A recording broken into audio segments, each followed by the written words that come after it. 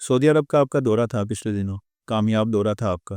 سعودی عرب کے حوالے سے پاکستان میں ایک سوچ پائی جاتی ہے کہ سعودی عرب بدل چکا ہے۔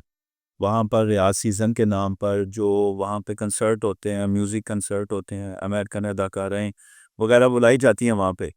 کیا آپ نے وہاں پر کوئی ایسی چیز دیکھی یا محسوس کی کہ وہ بدل چکا ہے؟ مال بھائی، میں یہ بات سمجھتا ہوں کہ سعودی عرب بیچارہ ایک ایسا مظلوم ملک ہے کہ جس کے خلاف رافضی پروپیگنڈا اور پورے خاص طبقہ فکر کا پروپیگنڈا اپنے عروج کے ہوتا ہے۔ جو دنیا کی برائی ہے اس کا الزام سعودیہ پہ لگا دو۔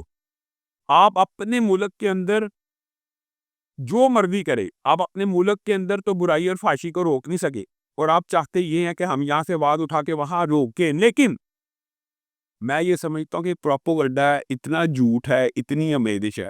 تبدیلیاں آئی ہوں گی تو کیا ہم تبدیلیوں کے حامی؟ کیا ہم فحاشی اور یعنی کہ ہم فحاشی اور یعنی کہ حامی نہیں؟ ہم اس چیز کے حامی ہیں کہ ایک ملک، مجھے آپ بتائیں، سعودی عرب نے پاکستان کا ہر موقع پہ ساتھ نہیں دیا، پیسہ نہیں دیا، مال نہیں دیا، تو احسان کا بدلہ احسان ہوتا ہے کہ احسان فراموشی ہوتا ہے؟ یعنی جو ملک مشکل میں آپ کو پیسے دے رہا ہے، آپ اس کے شکر گزار نہیں گے، اس ملک کے شکر گزار ہیں جو آپ کے اوپر حملہ کر رہا ہے، میزائل حملے کر رہا ہے، اس کا آپ ساتھ دیں۔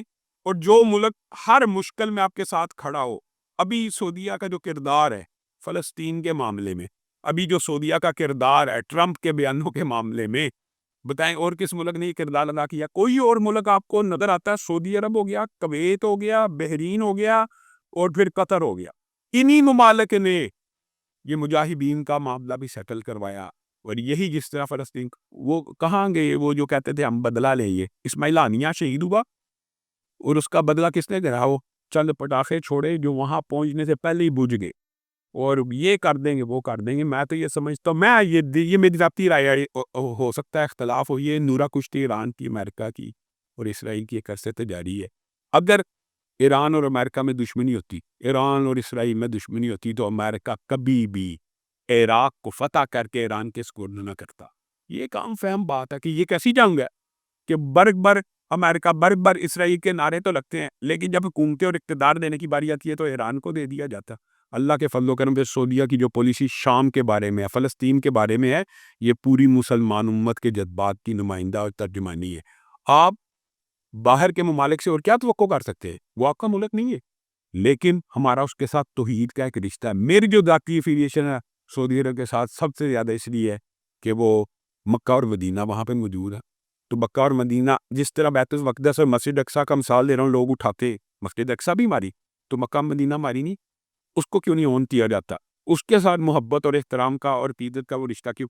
کیا صرف اہل حدیث کے اوپر ہی ضروری ہے یا دیوبند کے اوپر ہی ضروری ہے کہ وہ سعودیہ کا ساتھ دے؟ باقی امت کے اوپر بھی لازم ہے کہ وہ سعودی عرب سے خانہ بشانہ کھڑے ہو۔ اہل حدیثوں کو تو الزام بھی دیا جاتا ہے نا کہ ان کو ریال آتے ہیں وہاں سے، اس لیے وہ سعودی عرب کے بارے میں بولتے ہیں۔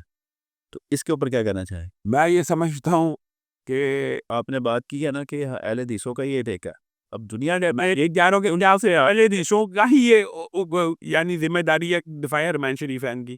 میں سمجھتا ہوں اس کے بارے میں بھی بہت بڑا پروپیگنڈا۔ میں آپ کے سامنے بیٹھا ہوں، میں اپنی ذات کی قسم دے سکتا ہوں، گارنٹی دے سکتا ہوں کہ آج تک ایک ریال بھی ہمیں سعودیہ نے نہیں دیا، تو میں کیوں دفاع کر رہا ہوں؟ بتائیں۔